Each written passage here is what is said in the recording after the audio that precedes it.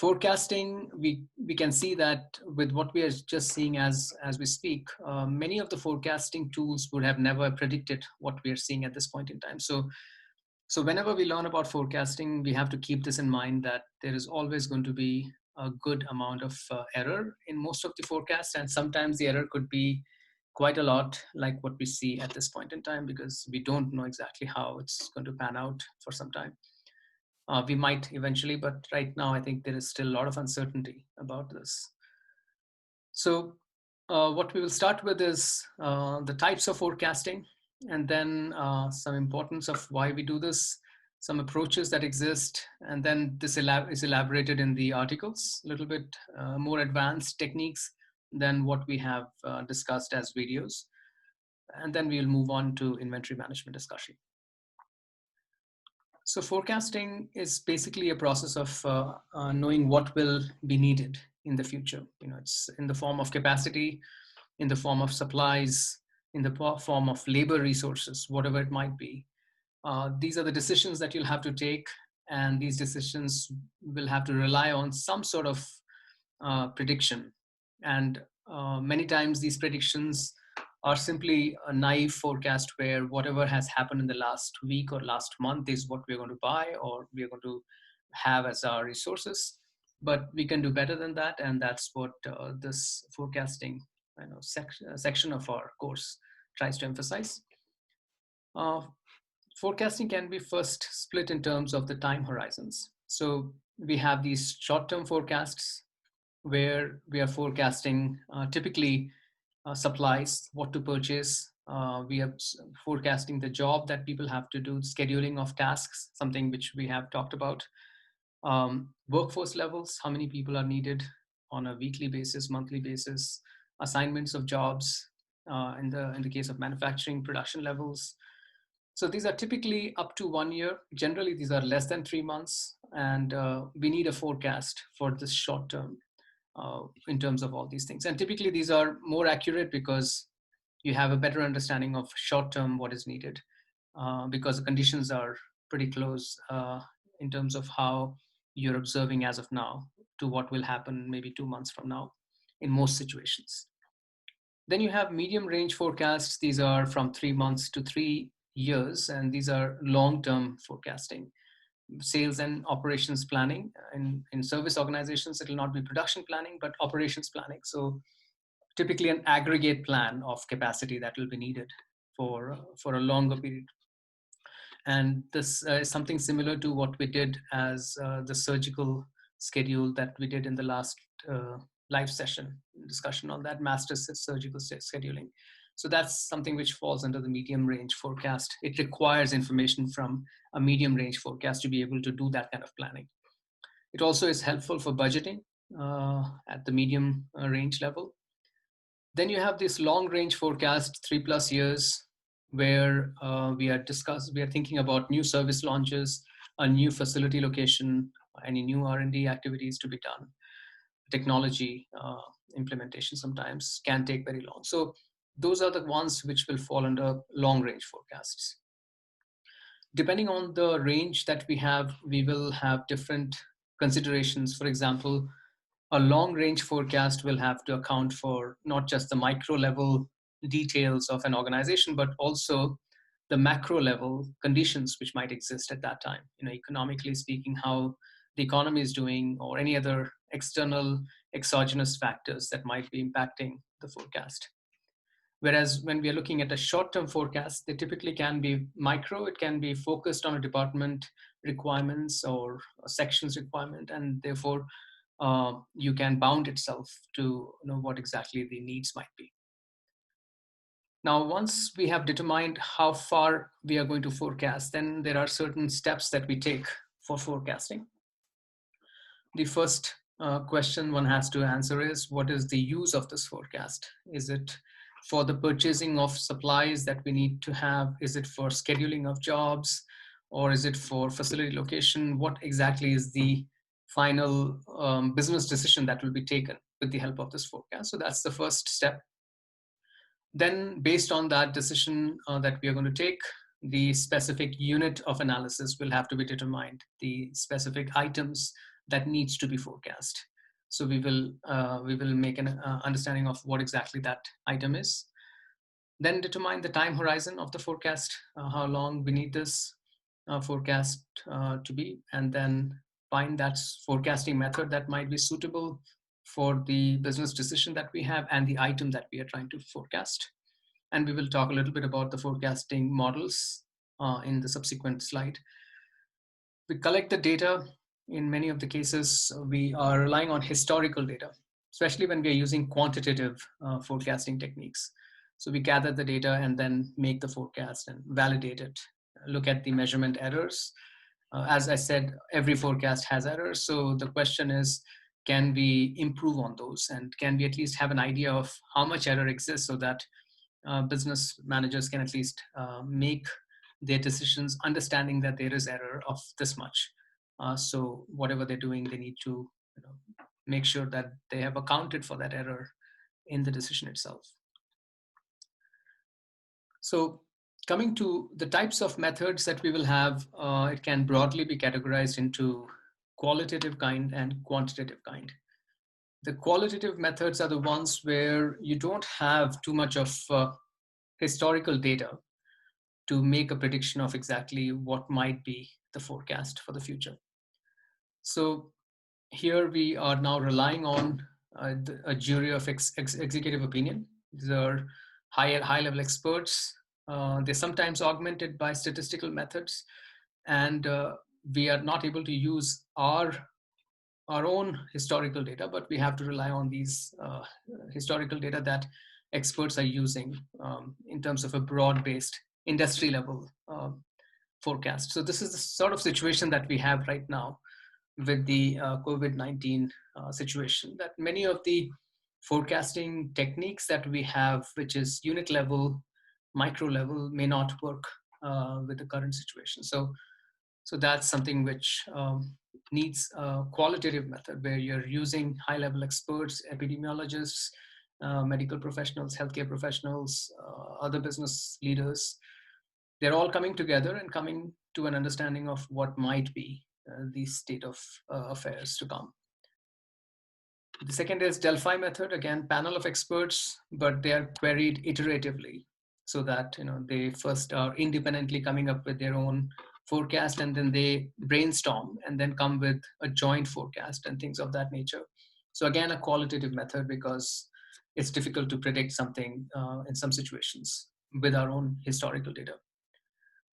Then sometimes you have Salesforce composite. When a new product has to be launched or a new service has to be created, then people who are responsible for sales, they have an understanding of what the market needs. And then they would be the right people to determine the reasonableness of that new product or the new service. So sometimes you use their opinion to determine what the launch should be. And market survey. This is something which we do for understanding how, for example, patient survey, HCAP survey, in some sense is trying to forecast how the experiential quality is in the past and what needs to be done to improve it in the future. So what can be the kind of changes and how it might affect. So people can use that based on some of these survey information also. Now, complementing these qualitative techniques, we have quantitative approaches. The more commonly used approaches are quantitative ones, and these are the ones which we use for day-to-day business needs. Healthcare organizations are using it to determine their requirements for months to come, years to come. And within this, you have a range of techniques ranging in terms of their complexity and their level of comprehensiveness. So on one end, you can have a naive approach. As I said, I have worked on certain projects with healthcare organizations where they have something like a naive approach where they don't necessarily have a sophisticated technique. Essentially, they look for the last year's numbers and either use as is those numbers or just pad it up a little bit for the next year. So that's a way of forecasting and has been used and is used in many organizations, but obviously it doesn't account for several aspects of demand, which we will see in subsequent slide.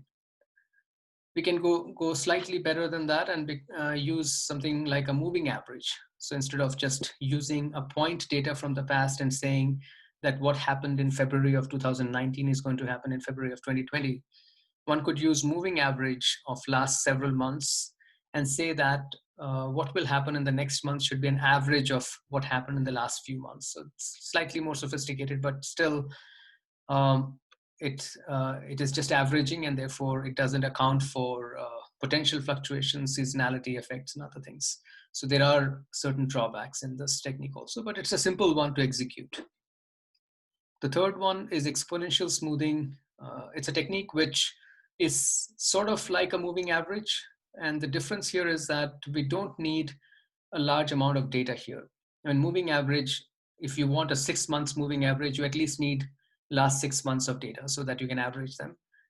In exponential smoothing, what you do is you basically need the last month's forecast, last month's actual demand, this month, what exactly the actual was, to forecast what would happen, and that basically reduces the amount of data that is needed and has been used by many organizations with good amount of precision. Now, as we will see in article later, there are more sophisticated techniques which build on these fundamental quantitative approaches.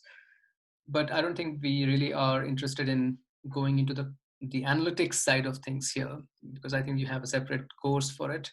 Here, the objective is to understand types of forecasting techniques and where they fit in, what exactly their role is. Exponential smoothing method can have this trend projection as a part of inbuilt model. So it's a type of exponential smoothing technique which includes trend projection in it. And finally, linear regression. You're familiar with regression techniques. So we use linear regression many times when we know that there are certain variables that impact the outcome, whether it's the demand, the number of admissions, patient admissions. So whatever the variable that we are trying to forecast, if there are other variables that are impacting it, then we need to have an associative model like a linear regression, or somewhat similar to that linear regression, other techniques, non-linear regressions also sometimes. So the idea is that we're using numerical data. These are evenly spaced over time, and we are forecasting based only on this past data. No other variables are important. So we are assuming that many of the factors that happened in the past or that influenced the past decisions as well as past outcomes are going to also influence the future. Many times this assumption is acceptable and reasonable, and many times that assumption may not be right. So as business leaders and business managers, we have to be aware that this assumption is there, and then make changes to the forecast once we have the numbers, by knowing approximately how much the past might reflect what will happen in the future. Right, so we were talking about some of the challenges with naive forecast or less sophisticated forecast. And one of the challenges that using those kinds of techniques, we don't account for many of the components that are part of the future, or let's say the demand. So if you look at demand, you would have some trend. It could be increasing demand, decreasing demand. You could have some cyclic nature to it, depending on the business cycle. Different industries are experiencing different types of cycles. So depending on the industry, depending on the product that we are looking at, there will be a certain cycle for the product or for the service that we will be forecasting. So that cyclical component gets missed out if you're using a naive kind of a forecast.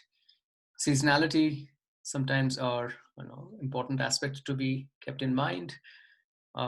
So therefore, we again want to account for it explicitly rather than using something which does not consider these aspects. And finally, all demand will have some random component. Anything we are forecasting in the future will have some random component which we can never forecast. So this is the one which we never even try to forecast, because it's something which is part of that that population of things that we are trying to predict. And all we can do is at least account for trend, cyclic, and seasonal nature, and assume that this random nature will be something which basically balances out across over time in terms of how it is impacting the forecasting error. So those components are, as you can see here, are reflected in the form of some forecasts that we are trying to make. So this is, let's say, your demand, for example, demand for certain product or service. And as we can see, there is an upward trend to it. So these are times. So 4 years of data we have here. So past 4 years, if you're looking at it, we can see that it's been increasing over time. So there is an increasing trend. We would want to account for that. We see that there is a peak and then it comes down every year. So somewhere around August, September, there is a peak for this particular service or product. So there's a seasonality to it. So we want to account for that. And then in this particular figure, we don't see any cyclical nature, but there could be cycles in some cases where the demand goes up and down, not only in terms of seasonality, but also in terms of the business cycle. And business cycles are typically longer than a year. Seasonality will happen within a year, but business cycles can span as long as 5 to 10 years. And that's something which is what we call the recession and then growth of the economy, for example. So that's what you are having. And this fluctuations that we are seeing at any point in time, these are the random variation that we don't aim to forecast. We don't really worry about it because we can never forecast that. So that's the way these components work. And the techniques that we have discussed in the videos help in managing these components or understanding the forecast in light of these components. And that's why it's useful to learn these forecasting techniques. Once we create these forecasts, and the problems which you've seen in the video basically highlight how you use these techniques, simple techniques.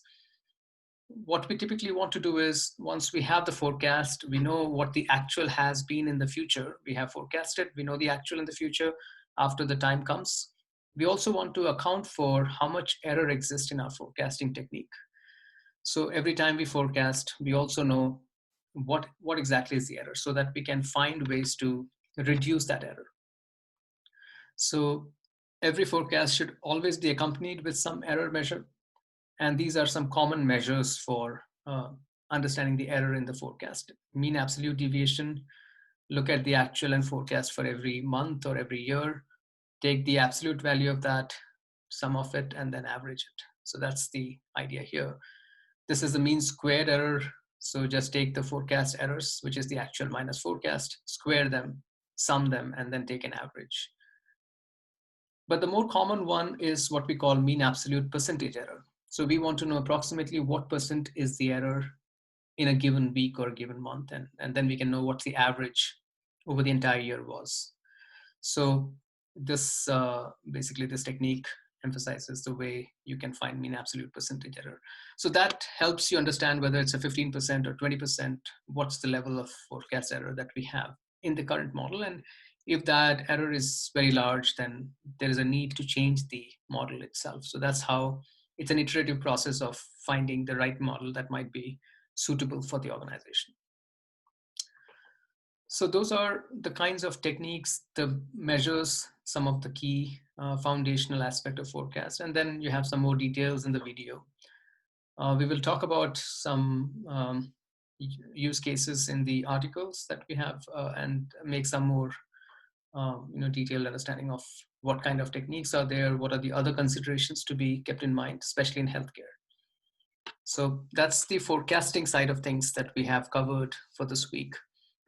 Coming to inventory management, what we are looking at here is, first of all, understanding the ways in which we look at inventories within organizations. How do we categorize them? And then how do we manage these inventories? What are some of the key techniques that are available? What are some policies that we can use? And we start the discussion with an ABC analysis, which is the easiest way to categorize inventories in any system, any organization. Essentially, it's the idea of Pareto law, that is the 20% contributing to 80% of the cost, or 20% have 80% value for organizations.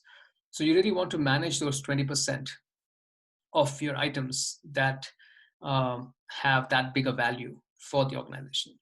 So those are the Class A items. These are as low as 20% of the total number of stock keeping units within the company. And those 20% of the stock keeping units contribute to 80% of the dollar value. So it's a very large proportion of dollar impact that they have. So it's important and critical to really manage them very effectively. So we try to separate them out first.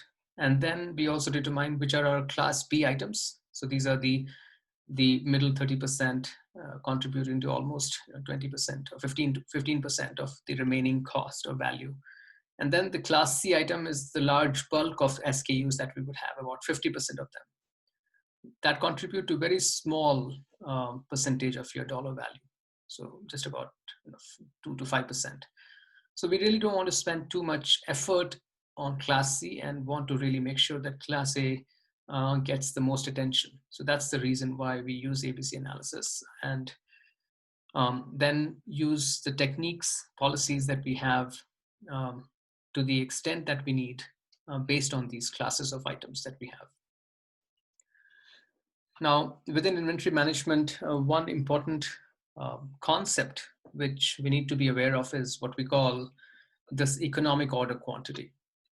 And economic order quantity basically relies on this idea that you have multiple pressure in organizations for managing inventories. On one hand, you want to reduce inventories because there's a lot of movement towards just-in-time policies, and reducing inventories can reduce your holding cost of inventories. It can reduce obsolescence, theft, administration of this inventory. So there is this understanding that holding cost keeps going up as we increase inventory.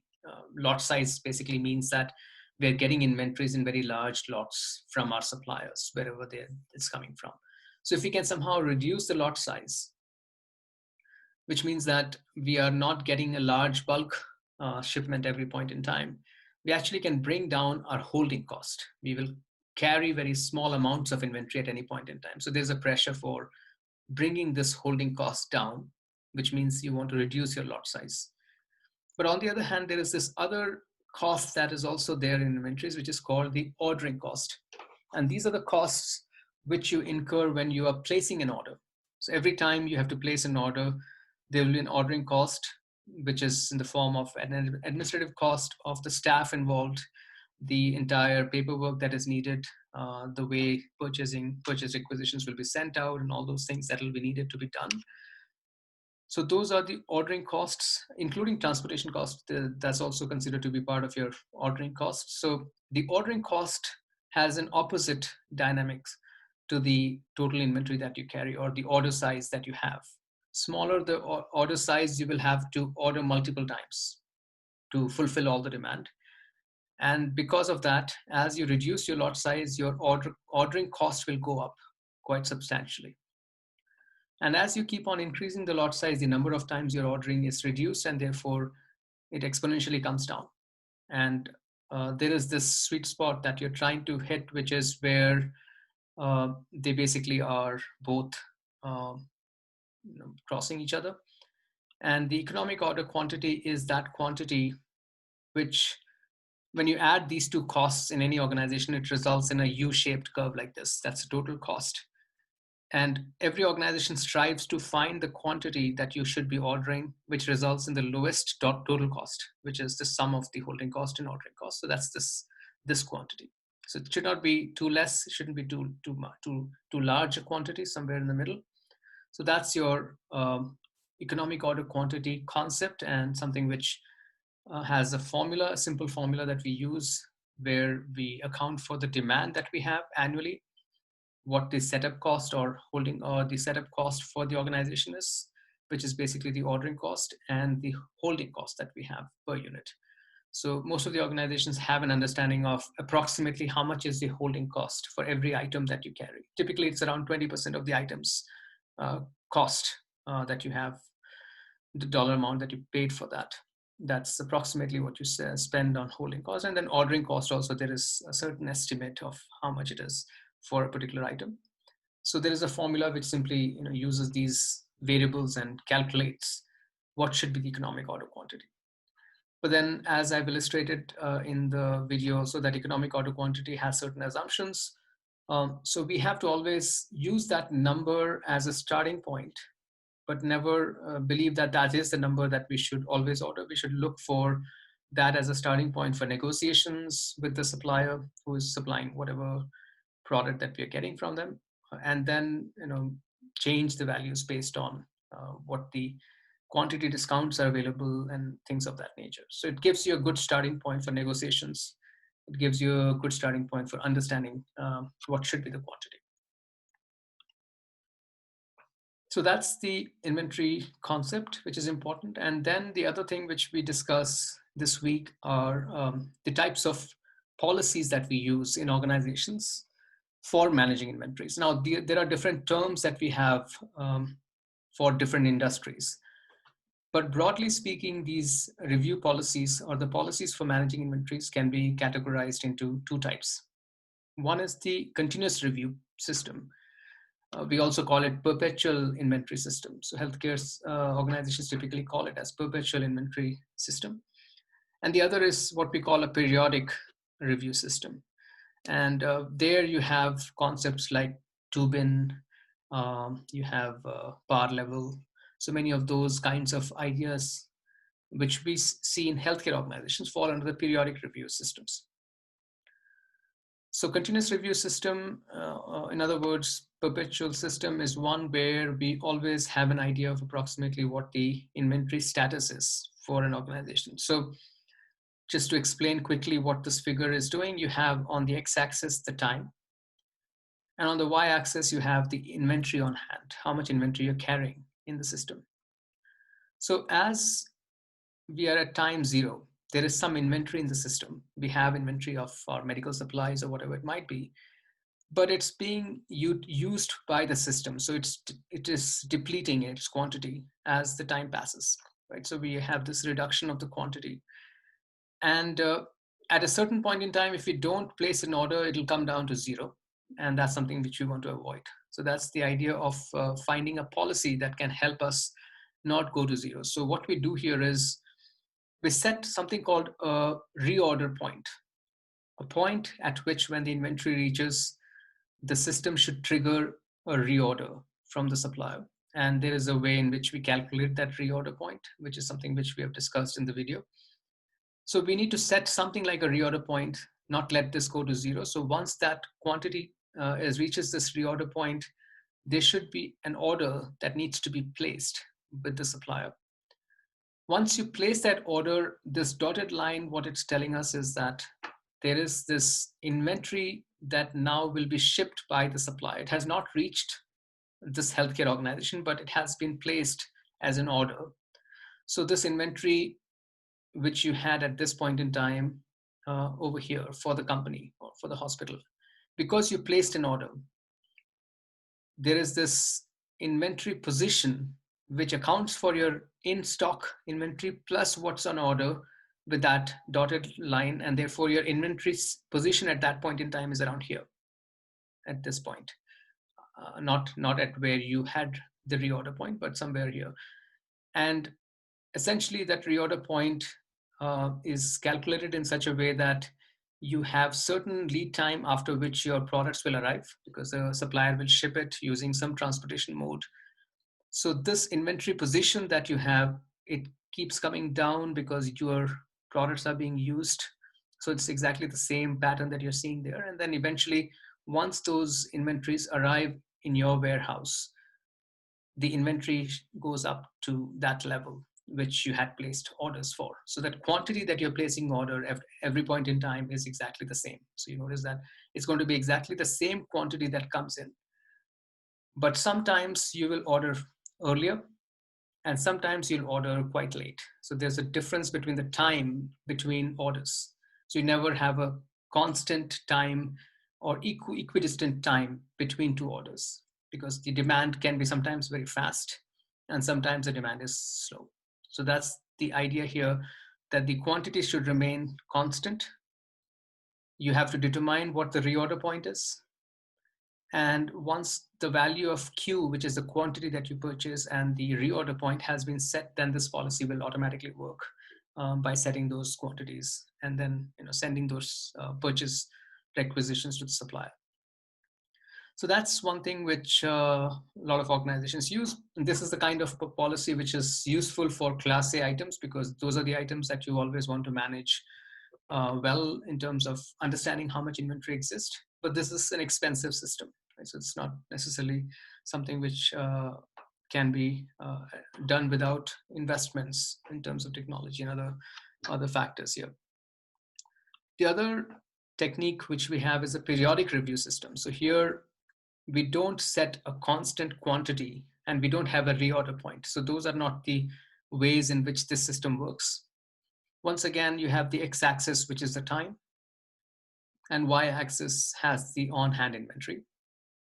Similar to the previous case, we have some inventory at time 0, and as time passes, we have this inventory depleting because consumption is happening for those supplies. And what we do is, in this particular policy, we set something called so-called threshold or target inventory level, so T level. That's the T here, which we see at the top. And what we have is this orders are always placed at exactly the same time period. So every 1 month, so first of the month, every month we will be placing an order, for example. So we know that the time between two orders are always going to be constant.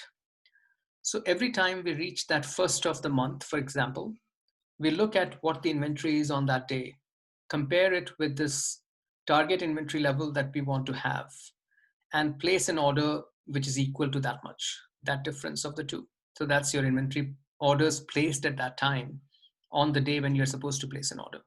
And then after a lead time, the inventory comes in, and once again, it gets consumed, and this process continues. So that's why you see the sawtooth shaped curve in both continuous review and periodic review system.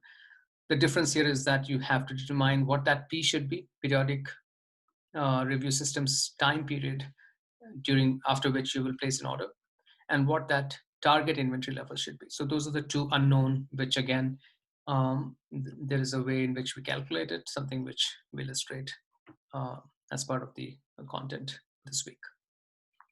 So that's sort of the inventory management review for the week, some concepts and some policies that you need to be aware of. We'll see later that in the articles, the terms that we use in healthcare and how the two-bin system also relates with the lean concept, which we have for the discussion later, but very closely related to Kanban and some of those ideas. That'll be important to understand. Okay, so we've kind of reviewed, gone over the content for week 3, but any questions that I can answer before we get into the articles?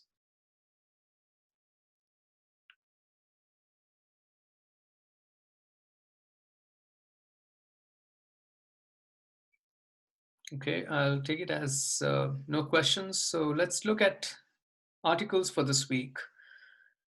We had 4 articles, required articles, and these are distributed into 2 of them being forecasting related and 2 of them being inventory management related. The first one is this effective demand forecasting in 9 steps, right? So basically what this article is doing is that it emphasizes certain steps that you have to take in healthcare context, which can help organizations develop a good forecast.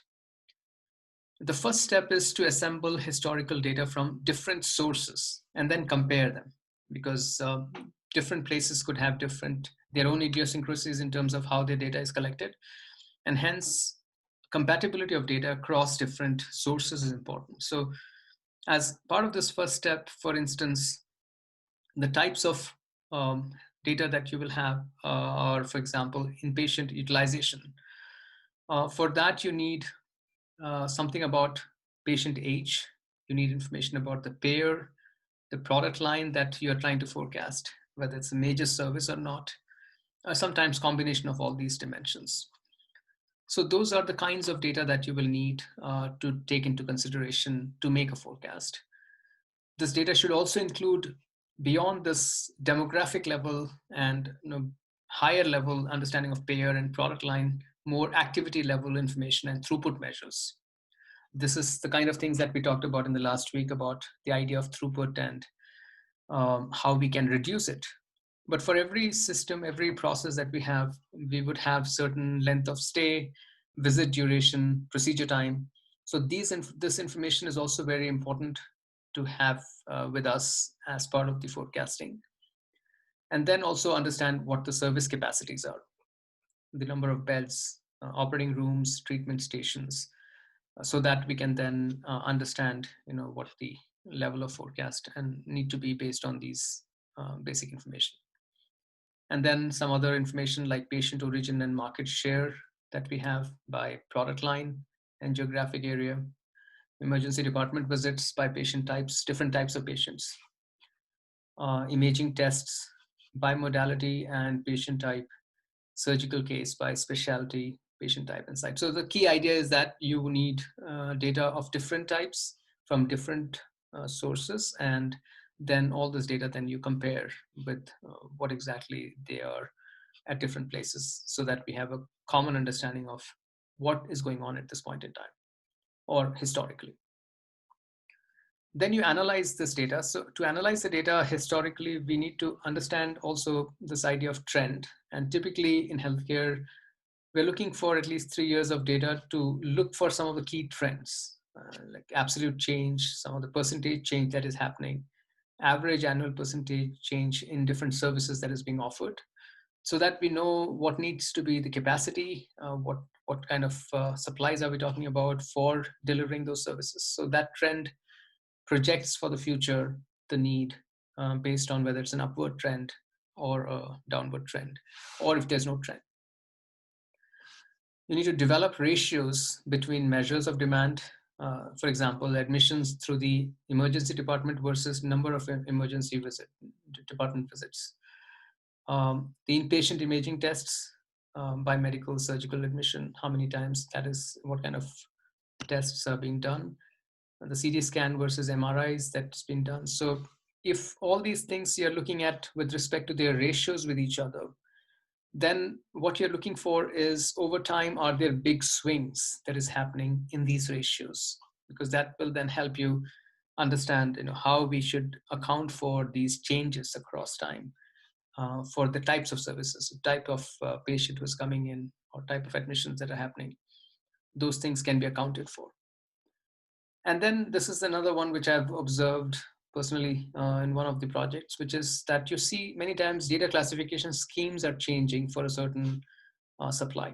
So medical supply might fall under some account, and then suddenly changes and goes to another account. And then because of that mismatch, many times the forecast that you have to make for that particular supply can get completely messed up. So if there are any changes to the data classification systems, then you need to keep that in consideration, actually address that upfront as part of the forecasting process.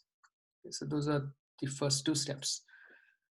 The third step is to identify key demand drivers. So the associative model that we talked about earlier as part of the quantitative techniques requires you sometimes to determine what would be the drivers that impact the demand. So there could be drivers that are population based.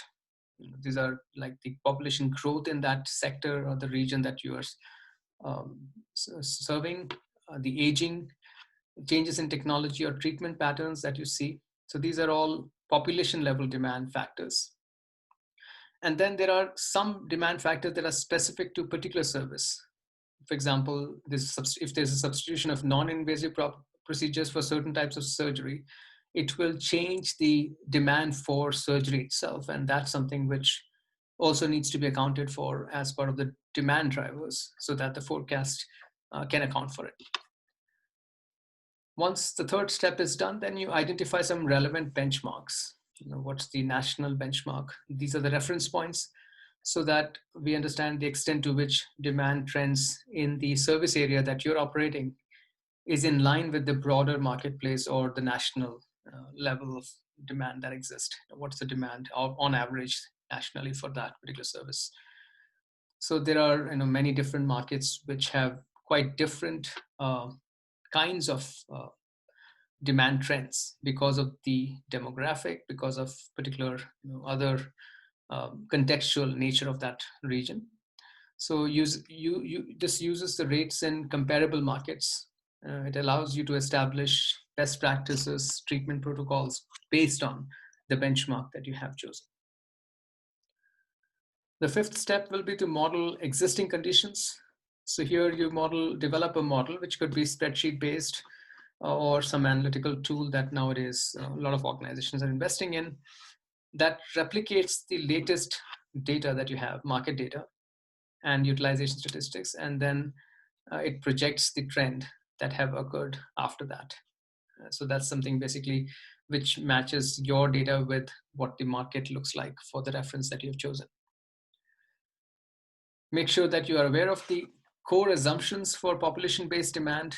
What are the core assumptions for your service sector? So some of the examples could be health status of the population that the service area or this particular facility is serving, medical practice patterns, how they might be varying across different practices that exist there, technology development, as an example, angioplasty and how it might have affected the open heart surgery rates, and those things are to be accounted for, delivery system structure, insurance, consumer behavior. These are population level service area demand factors. And so that's part of the assumptions that needs to be determined. The other kinds of assumptions are the provider level demand. So along with population level demand factors, some factors that could influence demand could be what the provider provides. Like, for example, the operating efficiency of an organization. It will have influence on the type of demand that they're going to experience and they're going to serve.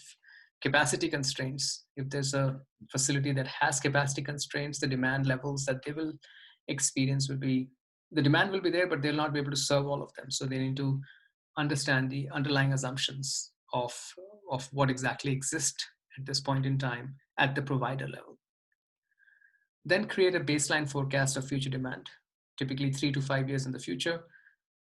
For services with frequent changes, we need to revisit this frequently, the forecast itself. And if it's a capital investment project, which typically needs longer than 5-year horizon, then beyond 5 years, we will assume that many of the factors that you're accounting for the next 5 years will hold true after the 5 years, because it's a longer term forecast. So some of the assumptions in long run will have to be made. Now, once you have created this baseline forecast, the final step is to test for the sensitivity of these forecast projections to some changes in the core assumptions. If you change the core assumptions that you have set or identified for the population level and the provider level demand, any of these changes that will occur here, how the forecast would be affected because of it. So having an understanding of that linkage between your assumptions and your forecast is going to be useful to understand what needs to be changed with regards to the number. Because once you get the forecast, there's always this managerial discretion of changing some of the numbers based on understanding the assumptions. So that's the way one needs to think about forecasting, as it's a conceptual paper which kind of provides framework for how forecasting can be managed. The second article on forecasting is more of a detailed understanding of how forecasting was done for a certain hospital in the general ward, right? So it gives you an understanding of how typically organizations look at different types of models. What are some more sophisticated types of models? Although you don't have to worry about the technical aspect of the models that are being discussed in the paper. I think the key learning that you have to get from here is more about the types of processes that exist, how one goes about collecting the required data, and then how do you compare different types of models. In this case, for 5 different models have been compared. So something which the analytics teams typically do for a given organization. Now, This article highlights the importance of forecasting and the difficulties of forecasting in general ward as compared to acute ward and emergency department, because of many of the idiosyncrasies and contextual nature of this general wards. For instance, mean admissions and discharges per day from the general ward can fluctuate quite rapidly, quite a bit over a given week in different days. For example, on Friday, a lot more discharges happen, and this sort of big variation and standard deviation across different days is because of several factors that play a role in general ward. If we extend this understanding of patterns to monthly over several months, let's say for 2 years, what we see is that there is this sort of distribution where there's no consistent pattern that you can see. You only can see that there's some sort of a trend here in terms of the monthly discharges, slight upward trend, but no seasonality can be predicted here, and there's no consistent pattern across months also. Different months don't really replicate in terms of how much discharge will happen during that month. Now, all this is to kind of set the stage for the challenges of general ward. And the idea is that as compared to emergency and acute care wards, this next day discharge is more difficult in general wards because normally you don't have real-time clinical information. And there are some other aspects of, for example, processes of ward rounds, inpatient tests, medication. All these things create a lot of unpredictability in terms of the length of stay.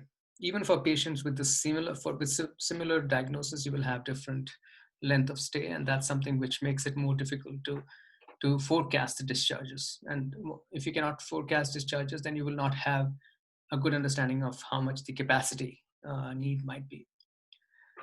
So this study looks at next day discharges and models them, forecast them using 5 methods, and then compare their performance using mean absolute error, root mean squared error, something that we have talked about. Mean absolute deviation sort of is derived from mean absolute error, and then mean squared error that we talked about is derived from this. And then mean absolute percentage error, we talked about that. This one is symmetric mean absolute percentage error. Again, a slightly sophisticated version of mean absolute percentage error.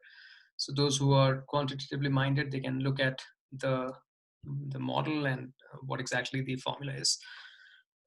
So that's what they're using to determine the error for these forecasts.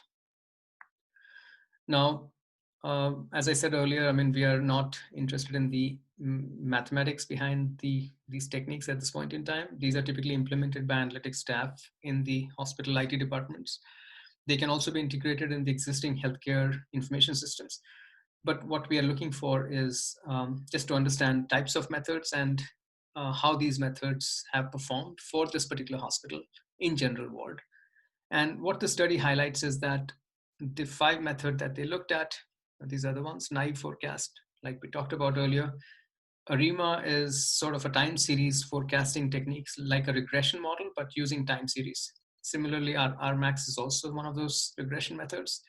And the last 3 are coming from non-linear sort of concepts, more like data science that we talk about random forest and support vector regression, k nearest neighbor. So these are using some of these evolving data science techniques that we have. And what they find is that one of these techniques that the researcher wanted to examine has the best performance in random forest. So just an illustration of the process of looking at different types of data and analyzing it with different methods within the healthcare context. Now, the remaining 2 articles relate to inventory management. The first one talks about this 2-bin Kanban replenishment system and connects it with the 2-bin system, which is connected to the Kanban concept, which comes from the lean systems. Right? So Kanban is something we'll talk about next week. But just to kind of give you some preamble to it, Kanban essentially is a Japanese term which means a card. It's a physical card that they use in manufacturing. to signal between two different departments what needs to be moved forward. Inventory, how much inventory should move forward. Material management, too. So Kanban system is a decentralized inventory management and scheduling system that helps in managing the flow of parts. Okay, so there is that basic concept. And two-bin system is something which is commonly used in healthcare. Just wanted to kind of get an understanding of your own organization. How many of you are using two-bin systems as we speak now in your healthcare organizations? I'm sorry, can you repeat the question? Yeah, the two-bin system. Are you employing it? Are you using it, or are you using something other than this? Michigan Medicine is currently implementing the two-bin system. They're going floor unit by unit. My unit was next with the two-bin. We had our go live meeting, and then everything kind of got put off with this Corona situation. Okay, so before two-bin, what were you using? We're just using a standard par replenishment. Par level. Okay. Yep. Yeah. So I mean, two-bin is sort of an advancement to that par level, but they all fall under the periodic review system. Essentially, it's adapting Kanban concept, and it's a way to create bins, two different bins, or sometimes one bin with some sort of a sticker on it, which can then signal somebody who is replenishing the required supplies in a ward of how much is needed and when it's needed. So it helps in reducing waste, such as surplus inventory. It reduces expired products. It also reduces unnecessary staff movement. Nurses don't have to go and fetch the required supplies, and they can do what they are meant to do. And that's why it has some advantages. It also helps in reducing potential disruption when the required supplies are not there. So I was mentioning earlier, I don't want to belabor this. There are two types of inventory system. Perpetual is a continuous review, and periodic review system is where the two-bin system will fall in. So in periodic inventory management systems in healthcare, we typically have these different types and sometimes a combination of them. So it starts with requisition, the most simplest form of technique. Nursing staff conduct regular inventory counts combined with consumption estimates. And then once they identify something which is low, they will either manually or electronically try to inform this to the material management department, and that's how they will get the product. The other method is exchange rate, exchange cart, where medical supplies are placed on a cart, positioned in a storage area on the ward, and then products are taken from that cart, consumed, with the cart being exchanged according to some predetermined schedule. So that's where this cart is getting exchanged between the materials management and the ward. Then comes the par level, like Matthew was saying. This is the rounds of the wards to be replenished are conducted according to a predetermined schedule. During the rounds, a storekeeper takes inventory of medical supplies on the ward. The quantities counted are entered electronically, and then we compare this with certain par level, like we were talking about that target inventory in the periodic review. Similar idea. We are comparing it with that, and then if it has reached that certain whatever that quantity is, we need to replenish that par level. Two-bin, also called empty full, is a concept which builds on all this. Each medical product type is stored in a separate space, and then it's divided between two bins or two different compartments within a bin. When the first of the two bins or compartment is empty, nursing staff removes the label and then places it with another label or places it somewhere else. There's a predetermined understanding between the nursing staff and the materials management group, as in how the labeling will work, what color coding means, and all those things. So it triggers some sort of replenishment at a regular interval, and this is how that works. Now, normally what we try to do is there are two main measures that these inventory systems are trying to reduce or are focusing on. One is the degree of storekeeper contact with nursing staff. You want to reduce that because they should be able to do their own task rather than having to, continue talking to each other.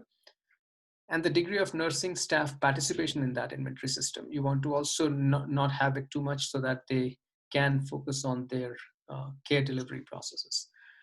So the two-bin system actually helps in bringing both of these down. So as you can see, this two-bin is on a lower end on both degree of storekeeper contact with nursing staff and degree of nursing staff participation. So, and the third axis here is the average inventory. So you also want to maintain less inventory, not too much of inventory. And on that also, the two-bin actually works better. So it basically places these four different types of techniques uh, on this grid, which has three different metrics, and emphasizes that two-bin has a lot of advantages over others because of the types of measures that we have here. And if we were to look at it from this 5S framework, again, a lean concept, 5S literally stands for 5S that we see here.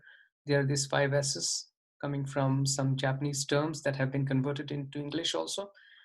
And on each of these different requirements from the 5S framework, the two-bin system actually works well. It helps in sorting things in the right way. It helps in straightening or ensuring that everything is organized in the right way. It keeps the entire workstation, work area clean. So that's the concept of shine. Helps in standardization because the color coding that I just talked about, and there's some more details in the article. There's a pre-established color coding. There's a pre-established quota that is established between the ward and the materials management. So it kind of standardizes the process and prevents error.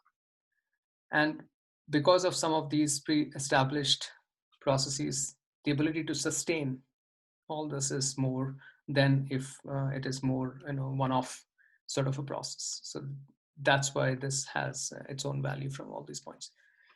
And in organizations, we see several variations of this two-bin system. In some organizations, this article has emphasized with use cases in different types of contexts: French hospital, American hospital, Japanese hospital, and some European countries. There are different types of variations. You will have removable bins in French hospitals where they go to the pharmacies because their pharmacies are in the hospital and that's where they are refilled. Cards is another idea where this is used in American hospital. When the first bin is empty, a card is placed in some slot that is predetermined. And then this card is retrieved by an inventory specialist. This carry barcodes, which can be scanned, and therefore it tells how much inventory has to be replenished. A concept of Kanban cards in Japanese hospital, it's kept in a certain box near the entrance to the nursing station, and it's gathered every day. So it's like a batch processing of how much is needed as far as material replenishment is concerned. Some places have single label, and then RFID can be attached to these labels so that much of this information transfer can be automated and actually directly go into the IT system of a hospital.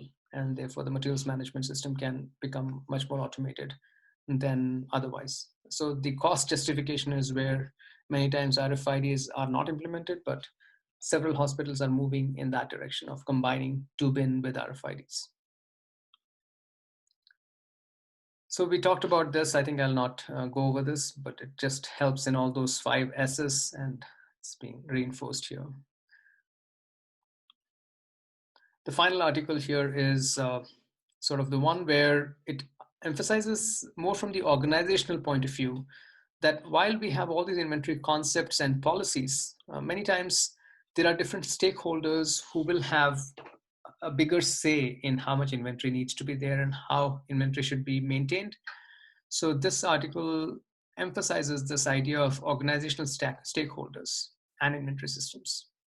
So it sets the stage first by highlighting that inventory costs in healthcare sector is pretty high, and there's a need for higher service, and which at times also pushes this cost even higher.